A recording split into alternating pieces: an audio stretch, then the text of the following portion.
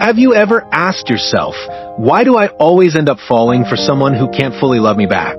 It feels like a curse, a repeating cycle, like no matter how much you promise yourself that this time will be different, you somehow get drawn to the same kind of partner, distant, mysterious, emotionally unavailable. You're not alone. Millions of people experience this same confusing attraction.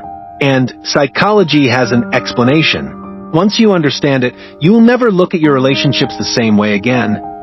Welcome to Heart Decoded, where we uncover the hidden psychology of love, attraction, and everything in between.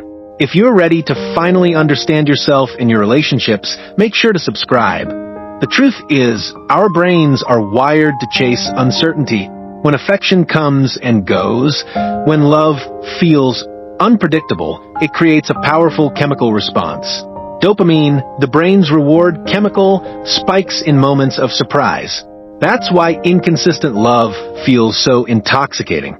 The same chemistry that fuels addictions is fueling your attraction. You're not actually addicted to the person, you're addicted to the roller coaster they create. But there's something even deeper at play. Attachment theory shows us that the way we were loved as children creates an emotional blueprint. If love in your childhood was inconsistent, sometimes warm, sometimes cold, your subconscious starts seeking out the same pattern in adulthood. Your mind tries to rewrite the past by winning love from someone emotionally unavailable. It's not a conscious choice. It's a survival instinct rooted in your earliest years. And here's the twist. When someone is distant or guarded, our minds often confuse it with depth. We tell ourselves, they're complicated, they have layers, they must be special. But mystery doesn't always mean depth. More often, it simply means avoidance. Yet, our imagination fills in the blanks, making them feel more valuable than they really are. Scarcity makes this even stronger. In economics, the rarer something is, the more valuable we think it is. Love works the same way. When attention is scarce, our brain magnifies its worth. That one text after days of silence feels more thrilling than constant care from someone stable. We end up chasing scraps of affection, mistaking them for proof of passion, and it hurts deeply. Neuroscience shows that rejection activates the same parts of the brain as physical pain.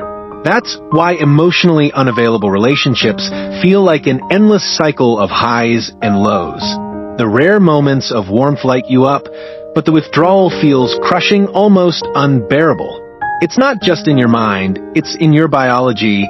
Why do we fall for emotionally unavailable people? Because our brains confuse anxiety with love. We chase the unpredictable, believing it means passion. We mistake absence for depth. We confuse scarcity with value. But the truth is, real intimacy doesn't feel like a roller coaster. It feels safe, secure, consistent. The good news is once you see the pattern, you can break free from it. It begins with awareness. Ask yourself, do I confuse anxiety with attraction? Do I mistake distance for depth? Do I crave people who pull away while ignoring those who offer real presence? Healing comes from reframing love, from understanding that true passion grows in safety, not in fear, and from choosing partners who are emotionally present, even if at first they feel less exciting. At the end of the day, love should not be a puzzle you need to solve. If someone is always out of reach, maybe it's not your job to chase them. Maybe it's time to choose yourself.